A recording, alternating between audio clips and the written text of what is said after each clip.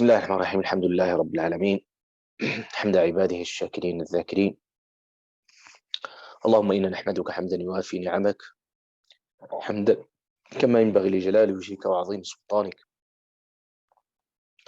ربنا تقبل منا إنك أنت السميع العليم تب علينا إنك أنت التواب الرحيم اللهم اجعل جمعنا هذا جمعا مباركا مرحوما واجعل تفرقنا منه سالما من الشر معصوما اللهم افتح لنا أبواب الرحمة وأنطقنا بالحكمة علمنا ما ينفعنا وانفعنا بما علمتنا وزدنا علما وافتح علينا أنوار وأسرار كتابك برحمتك يا أرحم الراحمين اللهم صل وسلم وبارك على الرحمة المهداة للعالمين سيدنا وحبيبنا ونبينا محمد وعلى آله وصحبه أجمعين آمين آمين أما بعد Mes frères et sœurs, tout d'abord je vous félicite pour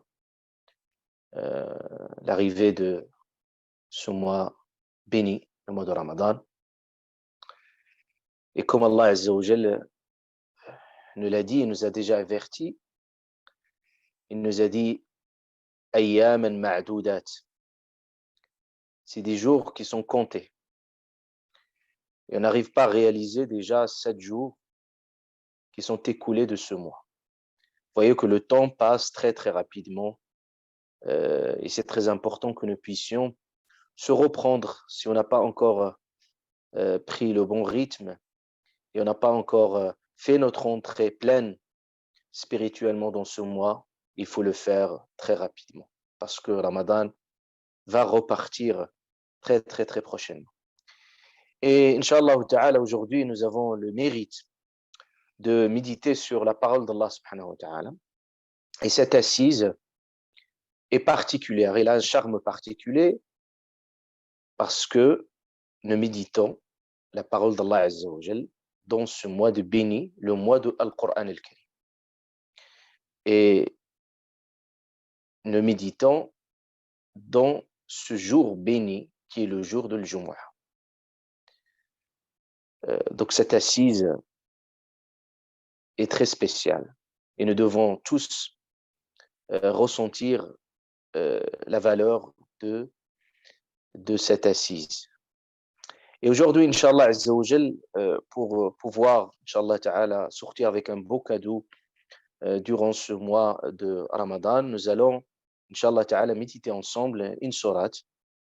Et vous imaginez que nous n'allons pas prendre beaucoup de temps comme on l'a fait par ailleurs dans les autres sourates, parce qu'il fallait juste dégager les grands enseignements spirituels, mais on peut revenir à cette sourate dans d'autres occasions pour essayer d'approfondir d'autres aspects. Mais au moins, nous allons retenir les enseignements essentiels, Inch'Allah Ta'ala, de cette sourate. Pourquoi le choix de cette sourate? Cette sourate s'appelle Sourate Al-Hujurat, les appartements. C'est une sourate, on l'appelle Sourate Al-Adab ou Al-Akhlaq. C'est une sourate de la bonne moralité, de la bonne conduite et des bons mœurs. Et c'est une sourate qui va nous inculquer un certain nombre de valeurs spirituelles et éthiques et morales. Espérons, Inch'Allah Ta'ala, à la découverte de cette sourate, que nous pouvons nous réconcilier avec un certain nombre de valeurs qui sont perdues au jour d'aujourd'hui. Inch'Allah Ta'ala, sans trop tarder, pour essayer d'entrer dans cette sourate, vous allez voir que cette sourate commence par un début. Ya ayyuhalladhina. Commence par nous interpeller et s'adresser spécifiquement à une communauté des croyants. Ya ayyuhalladhina aman. Et c'est très important avant de méditer sur le début de cette sourate, de comprendre une chose qui est essentielle. Vous avez pu le voir à travers plusieurs passages coraniques, que le Coran a un discours particulier. Et que le Coran, ce qui fait sa spécificité, c'est qu'il adapte toujours son discours en fonction de l'interlocuteur, en fonction de la population qui est ciblée par le discours. C'est le sens de la pédagogie coranique qui tient compte toujours des spécificités de l'éditoire. C'est pour ça, vous trouvez dans le Coran al-Karim, Allah Azza wa Jal, tantôt il s'adresse à l'humain dans sa singularité, Ya ayyuhal insanu, vous voyez dans certains passages coraniques, et vous voyez toujours le discours quand il s'adresse à l'humain dans sa singularité et d'un discours plus intime et plus profond. Et parfois, le Coran s'adresse aux humains, Ya ayyuhan nas, dans leur ensemble, et ce discours, il est spécifique également. Et parfois, Allah subhanahu wa ta'ala, il nous appelle au nom de notre Père, les fils d'Adam, Ya bani Adam. Et parfois, il nous interpelle, nous tous, les humains et les djinns, La ma'ashara al-jinn wal ins, en même temps. Donc, c'est un discours qui est adapté aux humains, même au même titre que les djinns. Et souvent, le cas, comme c'est le cas dans cette sourate, il s'adresse à une communauté des croyants. Ya ayyuhal ladina. Et si vous avez remarqué que le Coran ne s'adresse jamais, même si le discours coranique s'adresse à l'origine à chaque conscience humaine et chaque conscience, la conscience particulièrement du croyant, mais jamais le Coran, il nous interpelle en tant que croyant en soi, c'est-à-dire, vous trouvez jamais ô celui qui croit dans sa singularité. Vous trouvez que Allah subhanahu wa ta'ala, quand il s'adresse à nous, il s'adresse à nous en tant qu'une communauté de croyants. Ça veut dire en tant que collectif, qu'un groupe, qu'une communauté. Ça veut dire qu'Allah subhanahu wa ta'ala, tout simplement, il veut nous dire, c'est ainsi que nous devons être des gens qui sont unis. Et Allah subhanahu wa ta'ala nous interpelle au nom de la foi, Ya ayyuhalladhina amanu, amanu, ceux qui ont la foi, justement pour nous mettre en avant le lien spirituel qui lie les croyants, à savoir la foi. Et que au nom de cette conscience spirituelle qui est la foi, Allah nous interpelle, subhanahu wa ta'ala. Ça veut dire que ce discours-là, il est inaudible pour d'autres personnes qui n'ont pas la foi. En d'autres termes, c'est comme Allah subhanahu wa ta'ala, il nous dit que tous les croyants, unis par leur foi, ils doivent converger leurs efforts, ils doivent s'unir, ils doivent s'entraider pour accomplir les ordres divins. Parce que vous allez voir qu'à chaque appel divin, chaque fois Allah subhanahu wa ta'ala dit Ya ayyuhalladhina amanu, vous trouvez toujours après cet appel divin, vous trouvez soit Allah subhanahu wa ta'ala nous appelle vers soit il y a un ordre, soit il y a un interdit, soit une recommandation, soit il y a un conseil, soit il y a une exhortation, toujours qu'Allah subhanahu wa ta'ala veut nous guider vers le meilleur des actions. Parce qu'Allah subhanahu wa ta'ala a voulu, à travers cet appel spécifique, nous dire, nous tous en tant que croyants, que nous devons tous unir et converger nos efforts pour pouvoir mettre à l'œuvre ces enseignements. Et on ne peut le faire de façon solitaire, mais nous devons le faire collectivement, au nom d'un collectif. C'est pour ça nous disons Iyaka na'budu. Et pour autant, c'est moi qui interpelle Dieu et qui dit Iyaka a'bud au singulier, c'est toi que j'adore. Mais ici, c'est toi que nous adorons, pour dire collectivement que nous devons s'unir et pour concrétiser ces enseignements divins. Et à chaque fois qu'on entend Ya ayyuhalladhina amanu, il faut s'attendre à un enseignement. Et Allah subhanahu wa ta'ala, à travers le Coran al-Karim, il a voulu à travers ces appels qui sont systématiques, nous montrer le chemin. Ne pas laisser les croyants déboussolés, perdus. Il doit leur dresser le chemin vers Allah subhanahu wa ta'ala. C'est ainsi qu'Allah Azza wa Jalla nous dit dans un verset central, Yuridu Allahu liyubayyina lakum, c'est sa volonté, la volonté divine. Sa volonté, c'est de nous montrer, de nous clarifier, que le message soit le plus explicite possible et le message soit audible, soit bien compris pour qu'il soit bien assimilé. Yuridu Allahu liyubayyina lakum. Wa yahdiyakum. Allah Ta'ala aussi veut nous guider à travers ses enseignements. Donc le croyant, toujours quand il entend Ya ayyuhalladhina amanu, il doit tendre l'oreille parce qu'il est interpellé par ce discours.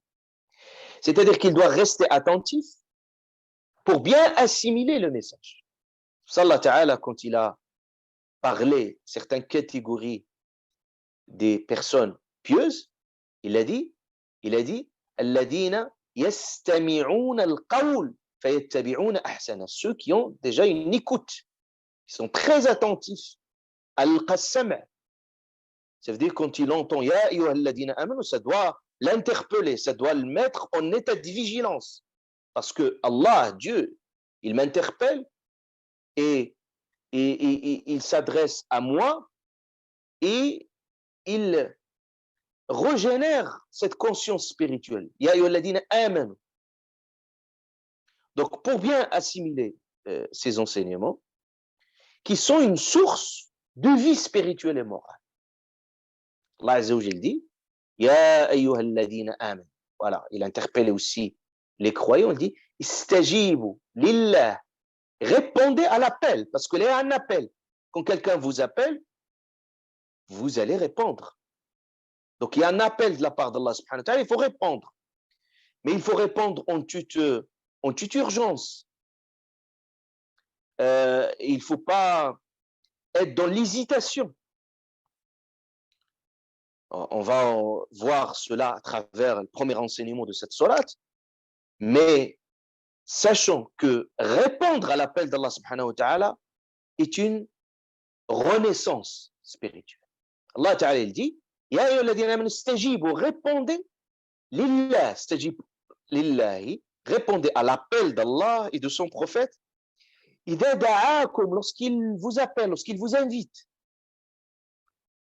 Idha da'akum lima yuhyikum, afin de vous faire renaître, vous donner de la vie.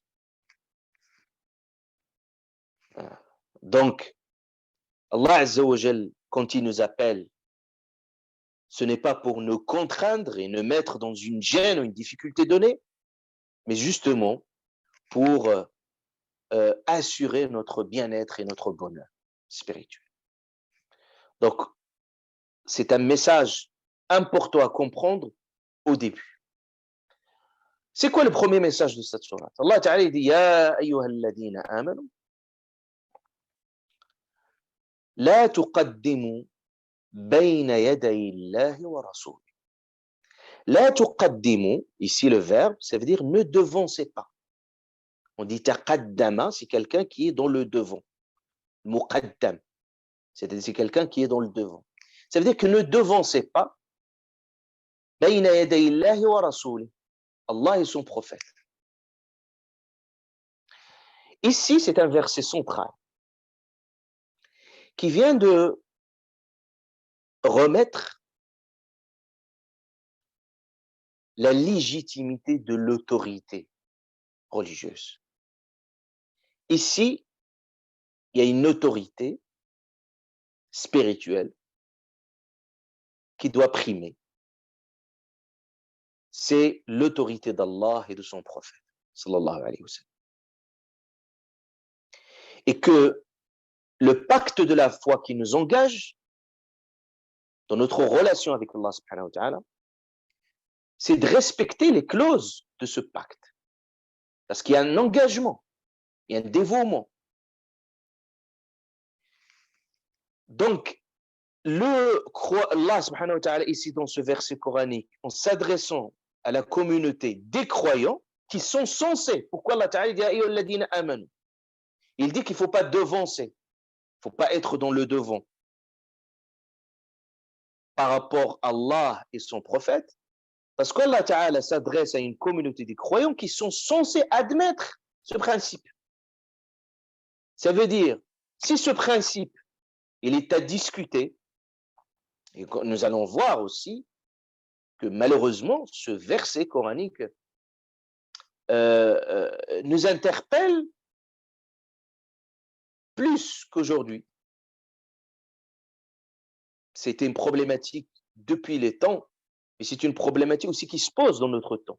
Et nous allons, Inch'Allah ta'ala, mettre en avant. Donc c'est un verset aussi qui met en avant la légitimité de l'autorité d'Allah et de son prophète.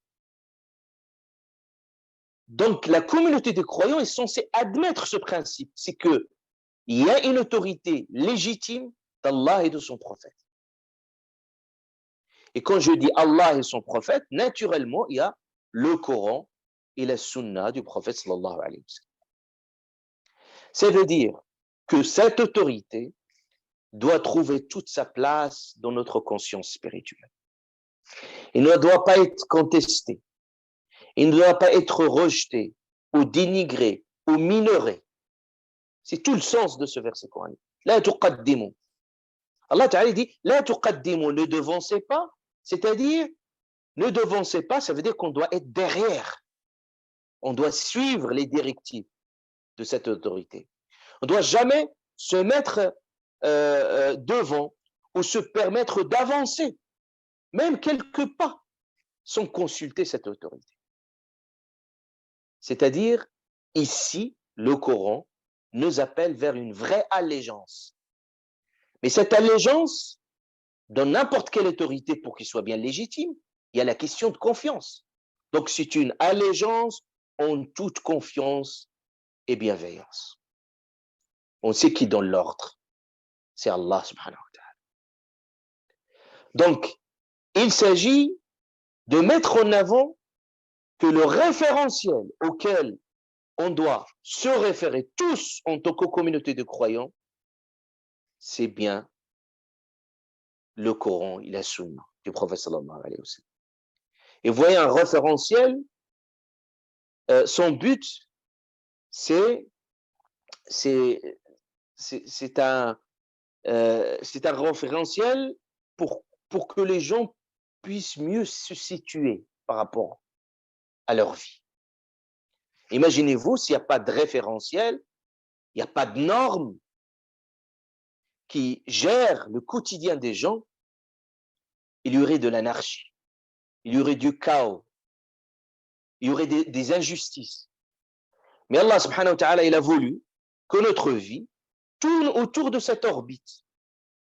D'ailleurs, l'islam, quand on dit l'islam, c'est ça le choix de confier notre vie entière à Allah subhanahu wa ta'ala.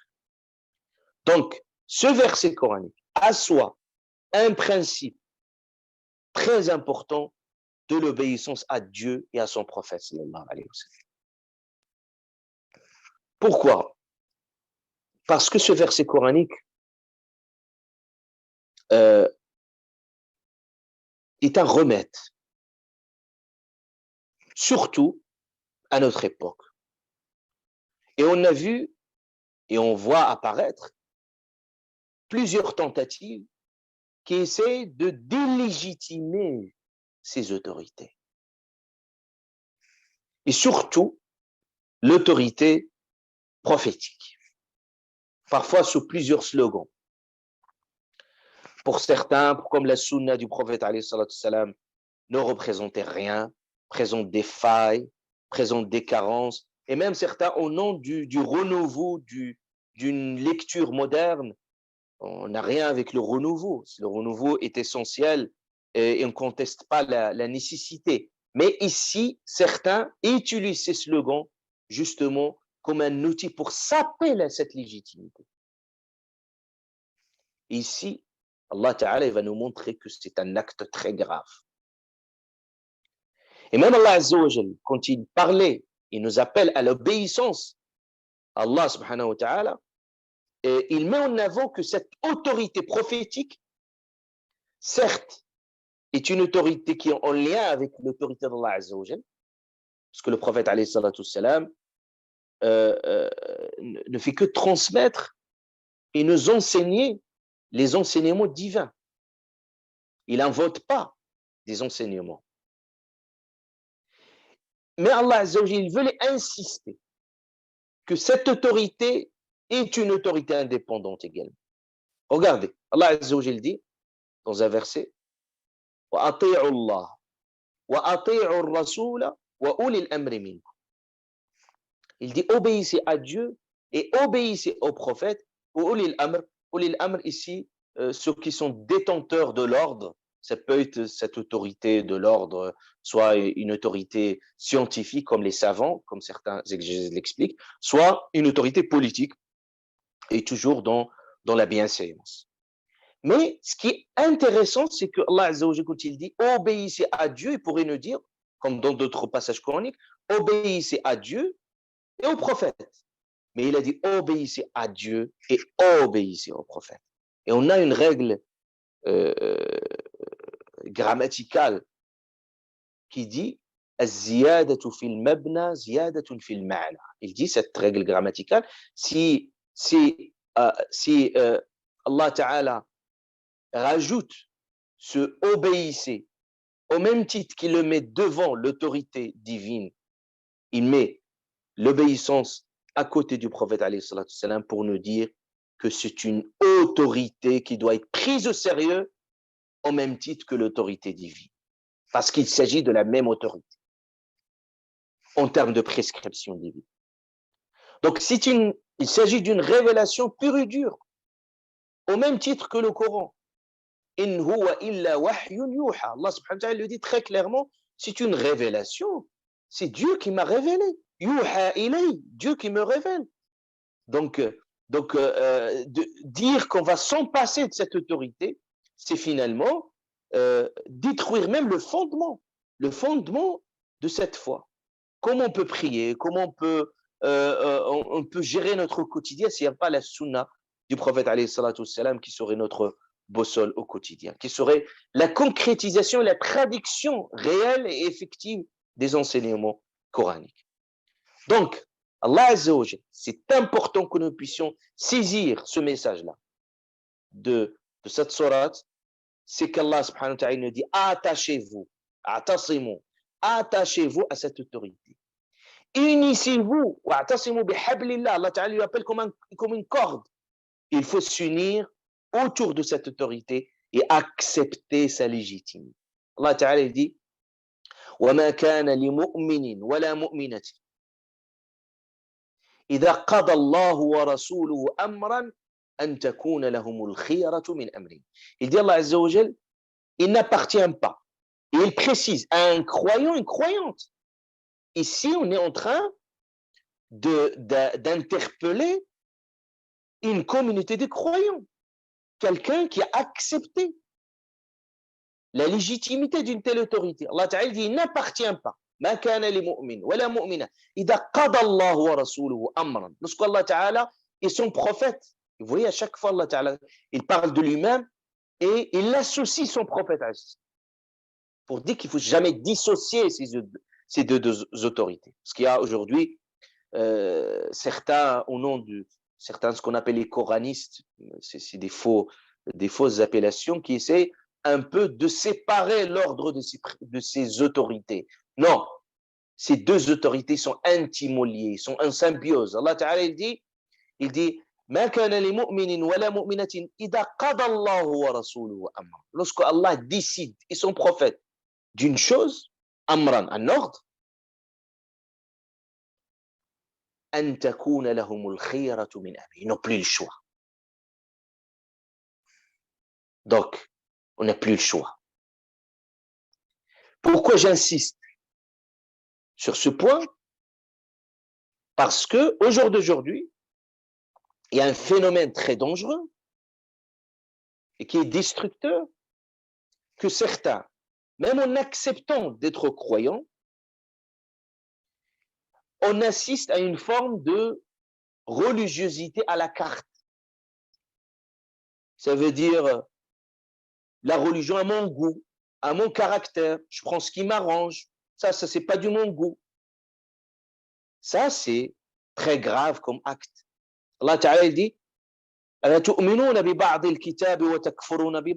que vous croyez à une partie du livre et vous dénigrez une partie? Ça veut dire je prends ce qui m'arrange, je délaisse ce qui ne me convient pas. Non. Non, la foi, c'est quoi le but de la foi? C'est que ma passion doit suivre ses enseignements. Le prophète il dit la yu'minu ahadukum, il dit n'atteindrez jamais la foi. Il ne faut pas qu'il rêve, sinon il est dans une forme de prétention spirituelle. Il dit là, il dit le prophète alayhi salatu wassalam, il dit hatta yakun, il n'atteindrait jamais la foi jusque que sa passion, regardez, sa passion, parce qu'on a des passions aussi. Même au nom de la pratique d'une foi, on peut avoir des passions. Parce que ça, ce qui m'arrange, ça, ce qui me convient, ça ne me convient pas, etc. Donc, il dit, hatta yakuna hawahu, sa passion, taba'an, il suit, ma ji'tu bihi, il suit mes enseignements. Parce que ma passion, même au nom d'une religion, peut devenir mon idole. Allah Ta'ala dit, ara'ayt, tu n'as pas vu, mani ittakhada, celui qui a pris, ilahahu, il a pris sa divinité, hawa, sa passion, ses désirs. C'est plus profond. Donc, acceptons cette autorité dans sa globalité. C'est pas parce que j'accepte le jeûne, j'accepte pas la prière, j'accepte, c'est-à-dire j'accepte des choses. Riba, c'est pas grave. Je prends ce qui m'arrange aussi dans le dîn parce que ça me convient, ça se convient pas. Tous les enseignements. Certes, il y a des échelles de priorité, mais c'est la même autorité qui t'a interdit de faire ceci, qui t'a ordonné de faire cela. Et bien au-delà, c'est-à-dire si on est dans un rapport autre avec cette autorité, un rapport de bienveillance et d'une acceptation et d'un amour, on ne se pose même pas ces questions.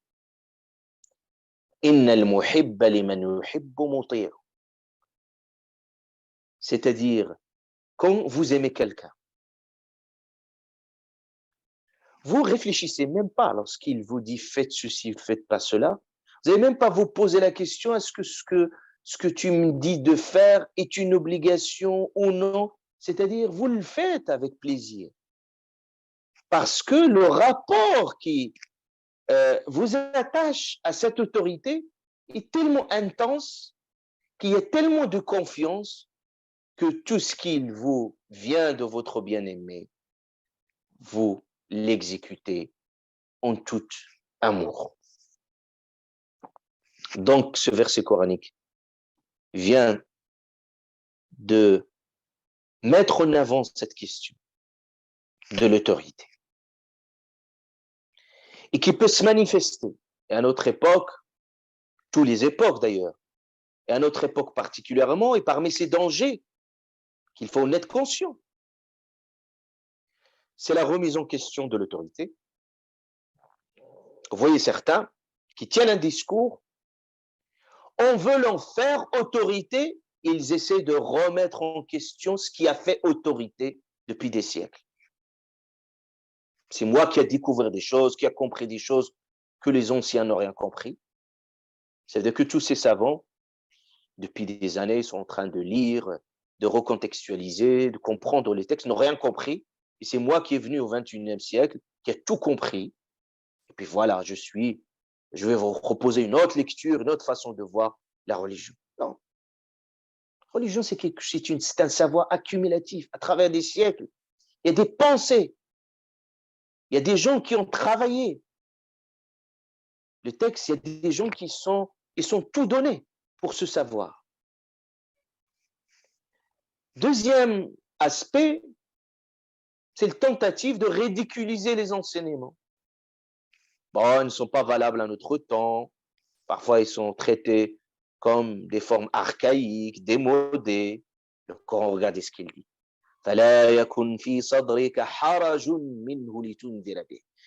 Il dit à son prophète, ne trouve aucune gêne. Tu ne trouves pas de gêne à dire, à rappeler ces enseignements. Bien entendu, avec beaucoup de sagesse, s'il faut expliquer, retextualiser, c'est tout autre chose. C'est un autre travail pédagogique. Mais remettre, ridiculiser une autorité de cette façon-là, ça peut être grave. Il y a des gens qui, même sans se rendre compte, parce qu'à force d'entendre de la désinformation, de la déformation de certains enseignements, ils finissent par intérioriser cela. Et parfois, ils ont du gêne par rapport à certains enseignements.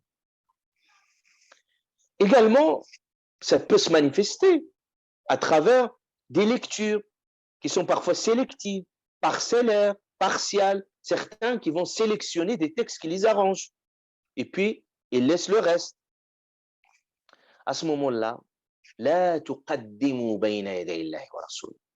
ce moment-là, ce n'est pas le texte qui fait autorité, c'est le lecteur.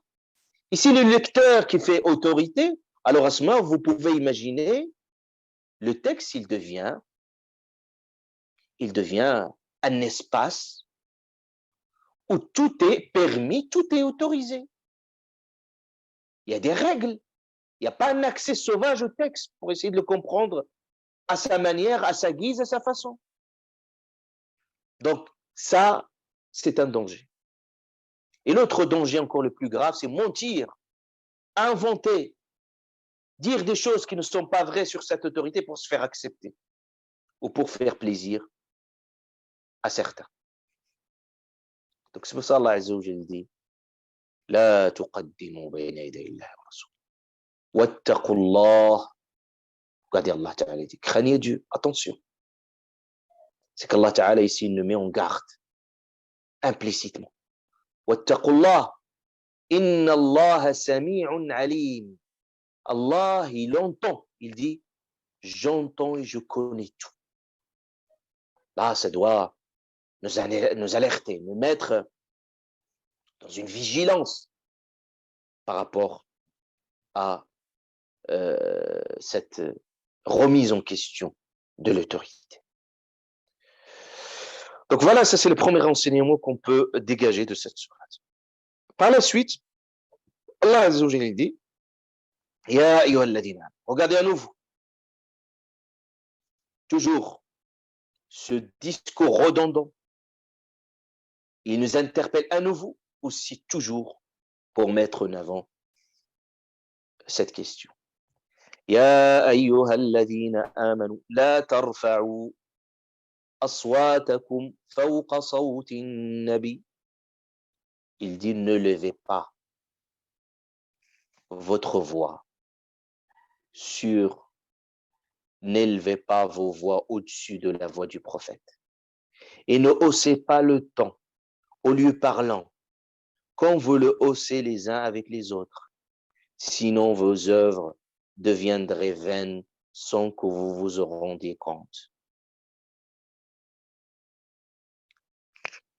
N'élevez pas la voix. Avant qu'on arrive au cours de ce verset, c'est important que nous puissions comprendre que cette sourate, dès ses débuts, il essaie de mettre en avant le statut du prophète sallallahu alayhi wa sallam. Statut comme guide suprême et légitime sallallahu alayhi wa sallam. Il va corriger un certain nombre d'attitudes, de comportements. Et il va enseigner aux compagnons et à nous tous la bonne attitude. Et ces versets concernent le prophète sallallahu alayhi wa sallam mort et vivant. Même lors de la visite du prophète alayhi wa sallam, il y a des conduites à faire. Donc la bonne attitude à avoir avec le prophète sallallahu alayhi wa sallam. Et surtout, ici, Allah Ta'ala s'adresse aux compagnons qui ont eu la chance, qui ont eu l'opportunité de fréquenter le prophète sallallahu alayhi wa sallam. C'est un vrai mérite. Vous savez qu'au début de la révélation, pour leur montrer que même si le prophète était accessible pour tout le monde, mais au bout d'un moment, Allah Azza wa Jal veut montrer aussi que le statut du prophète est un statut à part, qui doit être pris au sérieux. Vous savez qu'au début de la révélation, les gens, il fallait qu'ils donnent une sadaqa avant de discuter, échanger avec le prophète. Et ce verset, il a été abrogé. Il n'a jamais été mis en application d'ailleurs, mais il a été abrogé car c'est difficile de mettre en œuvre. Mais le message, il est passé. C'est-à-dire le message, c'est pour leur dire que le prophète n'est pas un homme ordinaire. C'est-à-dire toute discussion, toute attitude à l'égard du prophète doit être prise au sérieux, doit être fait avec beaucoup de tact, beaucoup de délicatesse, beaucoup de soin. On ne peut pas l'appeler n'importe comment.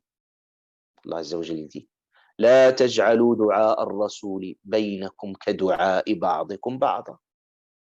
Quand vous vous interpellez ou vous vous appelez les uns aux autres, chacun il appelle l'autre à sa façon, à sa manière, comme des copains, des compagnons. Mais le prophète ne l'appelait pas comme ça, quand vous appelez les uns les autres. لا تجعلوا دعاء الرسول بينكم كدعاء بعضكم بعضا. C'est pour ça, toujours l'attitude des compagnons, Ya Rasulallah, ô messager de Dieu, ô prophète de l'islam. Jamais. Donc Allah leur dit qu'on voulait vous appeler le prophète avec un certain respect. On ne peut pas le saluer n'importe comment. On ne peut pas se permettre chez lui n'importe quoi. On ne peut pas lui demander n'importe quoi. Bref, Allah Azza wa Jalla veut les montrer, et nous montrer nous tous, que le prophète est le bien-aimé de Dieu et que son statut auprès de Dieu, il est grand et qu'il doit être respecté. Tu'azziruh wa tuwaqqiruh, c'est-à-dire qu'il doit être respecté, vénéré, valorisé, bien entendu de la limite que Dieu autorise. Mais le prophète alayhi salatu wassalam doit avoir une place particulière dans notre conscience spirituelle. Vous savez, quand on dit Ashhadu an la ilaha illallah wa ashhadu anna Muhammadan Rasulullah, c'est un témoignage fort. On témoigne. Et le prophète doit être présent dans notre conscience. Vous savez, tahiyyat, qu'est-ce qu'on dit? Assalamu alayk, ayyuhan nabi. On salue le prophète, c'est comme il est vivant, présent. Et nous sommes dans ce jour de vendredi, où nous sommes censés faire beaucoup de salutations et de prières sur notre prophète bien-aimé, sallallahu alayhi wa sallam. فَإِنَّ صَلَاتَكُمْ مَعْرُودَةٌ عَلَيْهِ. Les prières que nous faisons pour le prophète, alayhi salatu wassalam, et ils sont exposés auprès de lui. Il les voit, sallallahu alayhi wa sallam. Et le Coran donne l'exemple que Allah Azza wa Jal, quand il interpelle son prophète, alayhi salatu wassalam, et il ne l'interpelle pas n'importe comment. Vous ne trouvez jamais qu'Allah Ta'ala l'a interpellé par son prénom. Vous trouvez d'autres prophètes, Allah Ta'ala dit à Lut, à Daoud, ou David, ou Abraham, Youssouf. Mais dans le prophète, toujours Allah Ta'ala lui dit Ya ayyuhan nabi, ô messager de Dieu, ô prophète. Donc pour dire qu'il y a tout un art, toute une façon d'appeler le prophète alayhi salatu wassalam. Et même que le Coran veut corriger ou veut orienter le prophète alayhi salatu wassalam autrement, il utilise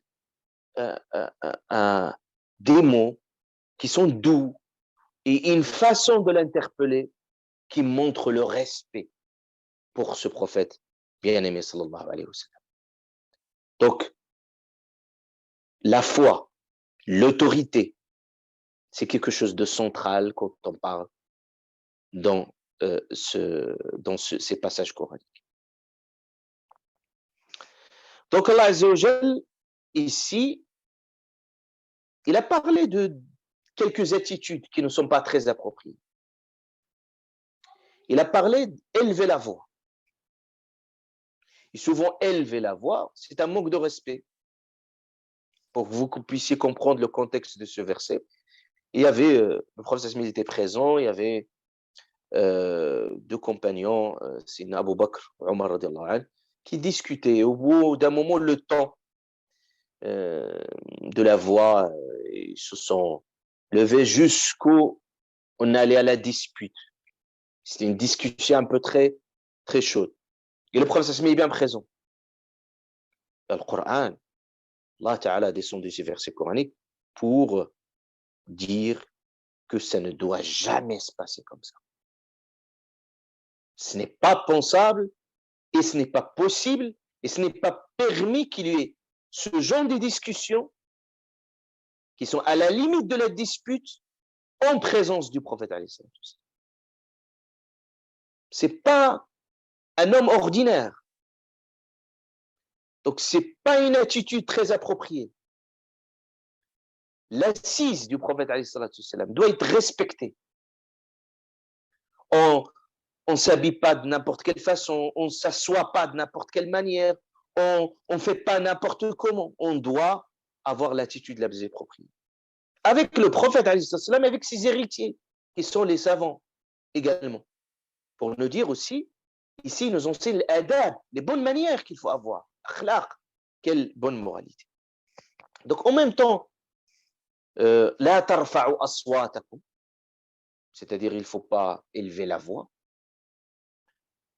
Élever la voix ici sert de son vivant, mais en même temps, quand quelqu'un visite la mosquée du prophète, vous voyez que l'imam Malik, quand il a vu un émir même à cette époque qui a élevé sa voix dans la mosquée du prophète, et puis il lui a dit, Allah Ta'ala, les gens qui sont meilleurs que toi, Allah subhanahu wa ta'ala les a interpellés, il les a mis,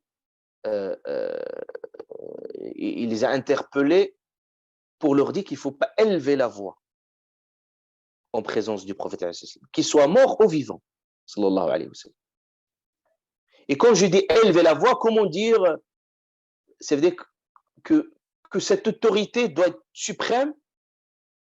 Élever la voix, et des gens qui plus élever la voix, donnent leur avis, devancent des choses, et ça peut prendre toutes les formes qu'on peut imaginer comme des attitudes qui sont dévalorisantes.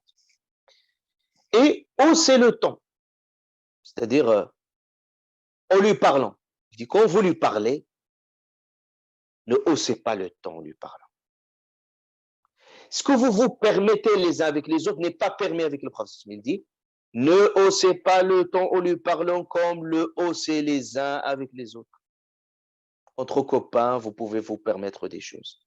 Mais en présence du prophète, ce n'est plus possible. Et Allah Azzawajal, qu'est-ce qu'il dit? Sinon, vos œuvres deviendraient vaines sans que vous vous en rendiez compte. C'est un acte très grave. C'est-à-dire que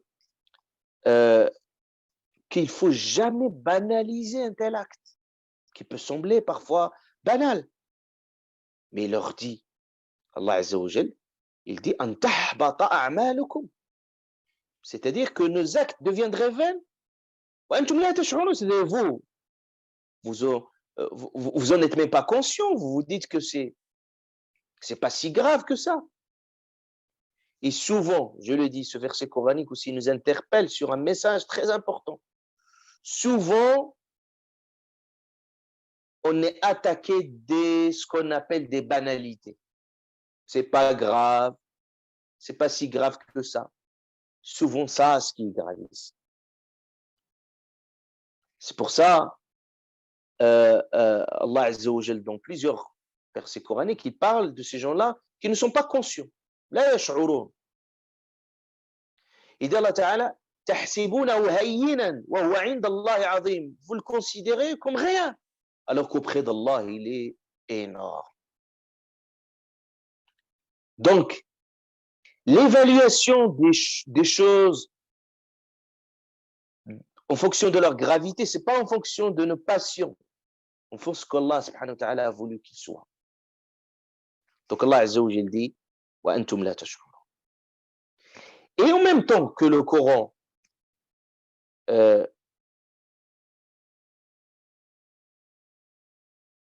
il montre l'attitude la plus appropriée. C'est ça le Coran al-Karim. C'est qu'il, quand il critique certaines formes d'attitude, il oriente vers la meilleure. Et il dit dans le même passage coranique,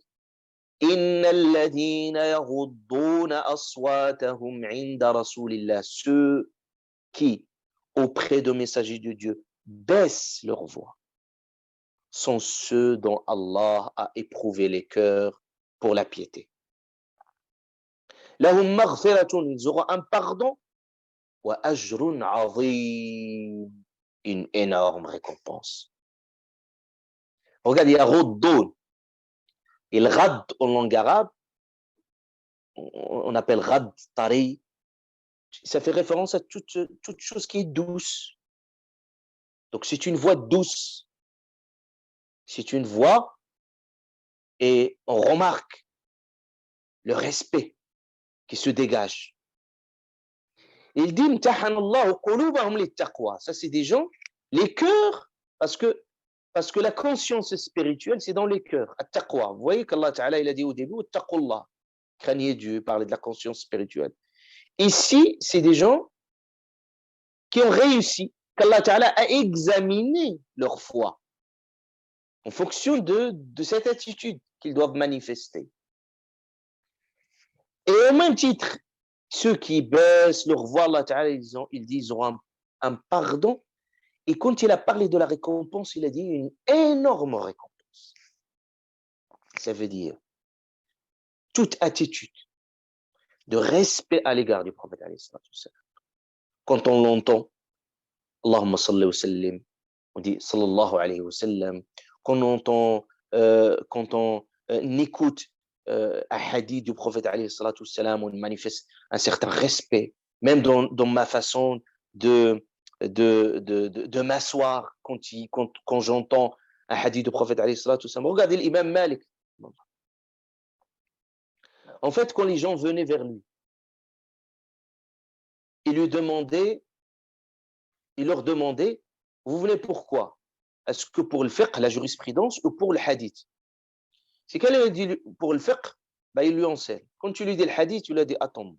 Il va, il prend sa douche, il se parfume, et il prie, se met dans des dispositions spirituelles à l'extrême pour pouvoir dire que le prophète sallallahu alayhi wa sallam a dit. Donc c'est des gens qui respectaient cette autorité, au point que certains n'ont jamais, vous voyez, n'ont jamais mis des chaussures à Médine. Il disait que peut-être le prophète alayhi salatu wassalam a mis ses pieds quelqu'un par respect au prophète alayhi salatu wassalam. Donc il y a un respect qui doit se dégager. Quand on entend que le prophète a dit quelque chose, on le prend avec beaucoup de sérieux. On n'est pas dans le mépris, dans la dévalorisation, dans la banalisation. Ce n'est pas ça. Allah Azza wa Jalla dit, Allah Ta'ala, il vous donne un grand pardon et une énorme récompense. Et l'attitude inverse, parce que le raisonnement par l'absurde, c'est-à-dire plus on est dans le mépris, dans la dévalorisation, dans le non-respect, dans la banalisation, plus l'acte est grave. Et plus on est dans le respect, plus on est dans l'honorification, dans le respect, plus c'est quelque chose de très méritoire auprès d'Allah subhanahu wa ta'ala. Donc ici, les questions de l'adab. Ça, l'adab ma'Allah, avec Allah subhanahu wa ta'ala aussi, une certaine forme d'attitude qu'il faut avoir. Ici, l'adab avec le prophète alayhi salatu wassalam. Et je finis. Allah Ta'ala aussi nous donne un cas concret de certains bédouins qui venaient mais qui n'ont pas assimilé ces bonnes manières. Ils venaient vers le prophète. Regarde, Allah Ta'ala dit, Inna alladhina yunadunak, ceux qui t'appellent à haute voix, min wara'il hujurat, de derrière les appartements. Parce que le prophète, il habitait, ses appartements, ils sont à côté de sa mosquée. Donc, c'est des gens, ils venaient déjà au temps de sieste, au temps d'intimité, de repos, et ils venaient, ils interpellaient le prophète. Oh Muhammad, oh Muhammad. Allah Azza wa Jalla lui dit, ces gens-là, c'est des bédouins qui venaient, il lui dit, qui t'appellent à haute voix, de derrière les appartements, la plupart d'entre eux ne raisonnent pas. C'est comme Allah subhanahu wa ta'ala, il dit, ne prends pas au sérieux ces gens-là, parce que c'est des gens-là, s'ils raisonnaient, s'ils ont un peu le bon sens, c'est ça le raisonnement ici, ou le bon sens, il y a la science, il y a le bon sens. Ils ont du bon sens, ils vont comprendre que ce n'est pas très approprié. Et le goût, ce qu'on appelle dhawq, on n'apprend pas, il y a du goût, il y a des bonnes manières, qu'on peut savoir que ce n'est pas des choses qui ne peuvent pas se faire, et des choses qui peuvent se faire, des choses qui ne peuvent pas se faire, comme c'est le cas. Ils venaient ce temps bien précis, et derrière les appartements, sans aucun respect, et puis il interpelle le prophète. Allah Ta'ala dit Aktharum la yaqil. Il dit Walau annahum sabaru, et s'ils patientaient, jusqu'à que tu sortes à eux, ça serait certes mieux pour eux. Lakana khayran lahum. Et après Allah Ta'ala, il dit Allah est cependant est pardonneur et miséricordieux. C'est-à-dire qu'Allah Ta'ala, c'est comme il dit, tolère ces gens-là, khudil afou, accepte les gens qui ont une telle attitude. Et puis, il faut leur montrer, bien entendu, leur enseigner, mais s'il arrive d'avoir des personnes qui agissent de la sorte, il faut être dans l'indulgence. Et d'ailleurs, dans plusieurs passages de Al-Karim, vous voyez que le prophète, Allah subhanahu wa ta'ala, a même interpellé les compagnons sur même les règles de la visite. Quand ils visitaient le prophète, alayhi salatu wassalam, et c'était tellement plaisant de rester avec le prophète, alayhi salatu wassalam, des heures et des heures. Parfois, ils restaient très tard la nuit, et le Coran, il descend. Il leur dit فَإِذَا طَعِمْتُمْ فَانْتَشِرُوا. Quand vous mangez, فَانْتَشِرُوا, partez. وَلَا مُسْتَأْنِسِينَ لِحَدِيثٍ إِنَّ ذَلِكُمْ كَانَ يُؤْذِي النَّبِيِّ. Il dit cela nuisait au prophète alayhi salam. فَيَسْتَحْيِي مِنْكُمْ. Le prophète avait beaucoup de responsabilités, et puis le prophète, par pudeur, ne voulait pas leur dire sortez. Wallahu la yastahi min al-haq. Allah Ta'ala la yastahi min al-haq, il dit la vérité.